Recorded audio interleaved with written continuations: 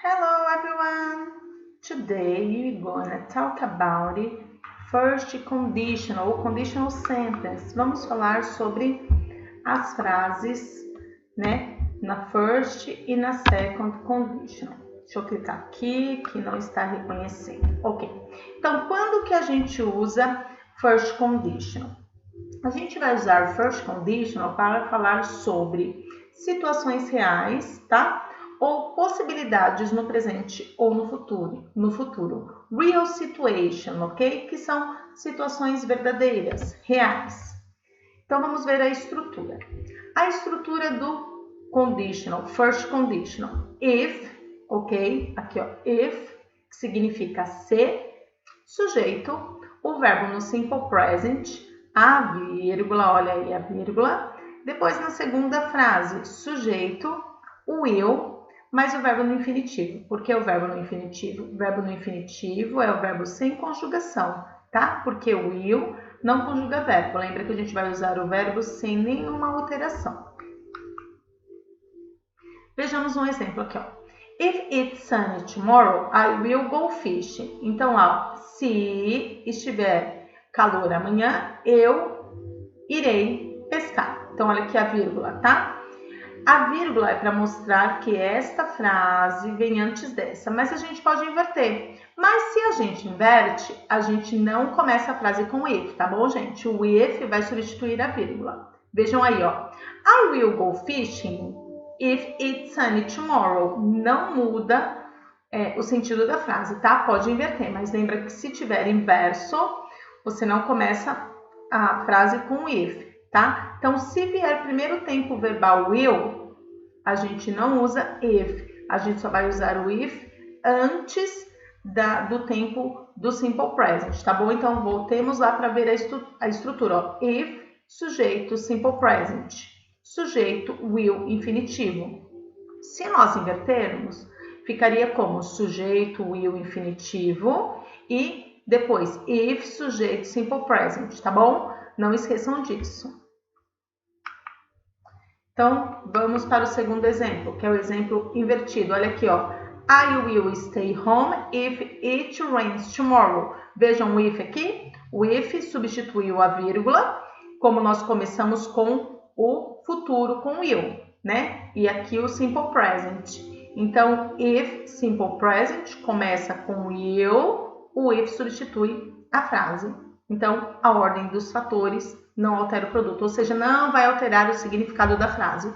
Só tem que lembrar que o if vai substituir a vírgula e o if tem que vir sempre antes do verbo no simple present, tá bom? Não vão se confundir aí.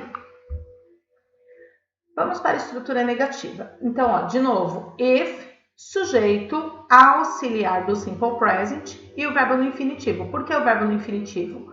Porque a partir do momento que a gente usa o auxiliar, lembra da regrinha do simple present? Se usou o auxiliar, não conjuga o verbo.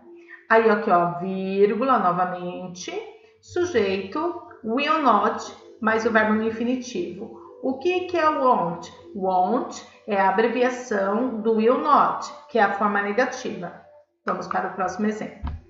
Então, ó, if I don't have money, I won't go to the party. Então, ó, nós temos aqui if, sujeito, auxiliar do simple present, o verbo no infinitivo e o complemento. Depois da vírgula, nós temos sujeito, will not, abreviação won't, verbo no infinitivo, mais o complemento. Esta frase negativa também pode ser invertida, ok, pessoal? Então, ficaria como I won't go to the party if I don't have money. Eu não irei para a festa se eu não tiver dinheiro. E invertido fica, se eu não tiver dinheiro, vírgula, coma, eu não irei para a festa. Ok? Então, na negativa ou na afirmativa, a frase também pode ser invertida. Vamos para a second conditional. Second conditional. Quando que nós vamos usar second conditional? Nós vamos usar second conditional para falar sobre situações irreais e impossíveis. Lembra daquela musiquinha, não sei se vocês lembram, que era lá, if I were a boy, se eu fosse um garoto, é uma situação irreal. Eu me coloco no papel de uma pessoa para falar sobre uma situação, mas é uma situação irreal, impossível, ok? Então vejamos um exemplo. Estrutura parecidíssima com a estrutura anterior. Então nós temos aqui, ó, if, sujeito, só que nesse caso não vai ser second conditional, não é simple present, vai ser simple past. A vírgula novamente aqui, ok? Depois, sujeito, ao invés de will, a gente vai usar o would e o infinitivo do verbo, porque o would, como ele é um auxiliar, ele também, um auxiliar não, um modal verb, ele não conjuga verbo, ok? Vejamos um exemplo. If I were you, I would study more. Se eu fosse você, eu estudaria mais. Estudaria mais, ok? Então, if I were you, I would study more. E se a gente invertesse? Pode inverter? Sim. Lembra então que para inverter, a gente vai tirar a vírgula, desce essa frase para o final aqui do more, ok? Então vai ficar I would study more if I were you. Eu estudaria mais se eu fosse você. Vejamos um outro exemplo já invertido. I would travel around the world if I were rich.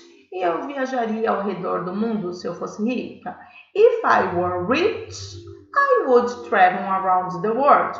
Então lembra, depois de if, a gente tem que usar o verbo no simple past, ok? Depois a gente usa would. Nesse caso eu inverti. O exemplo tá I would travel around the world if I were rich.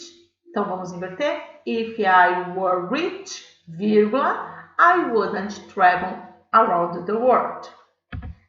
Vamos para estrutura negativa. Estrutura negativa é a estrutura do if, sujeito, mais o auxiliar do simple past, já que a gente usou o simple past, já que a gente deve usar o simple past, aqui a gente vai usar o auxiliar do simple past, que é o did.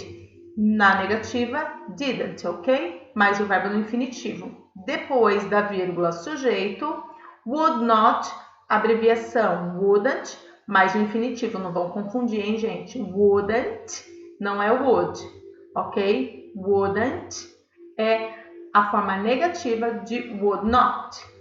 Vejamos um exemplo. If he didn't wake up early, he wouldn't be on time at school. Se a gente invertesse, he wouldn't be on time at school if he didn't wake up early. Então, forma negativa, nós também podemos inverter. Lembrando que depois de if, tem que vir sempre a estrutura do simple past, nesse caso, tá? Inverteu, tirou a vírgula. Então, he wouldn't be on time at school if he didn't wake up early. Ok, pessoal? Espero que eu tenha ajudado vocês, que vocês tenham entendido. Uma ótima semana. Bye, bye. Have a nice day, guys. See you.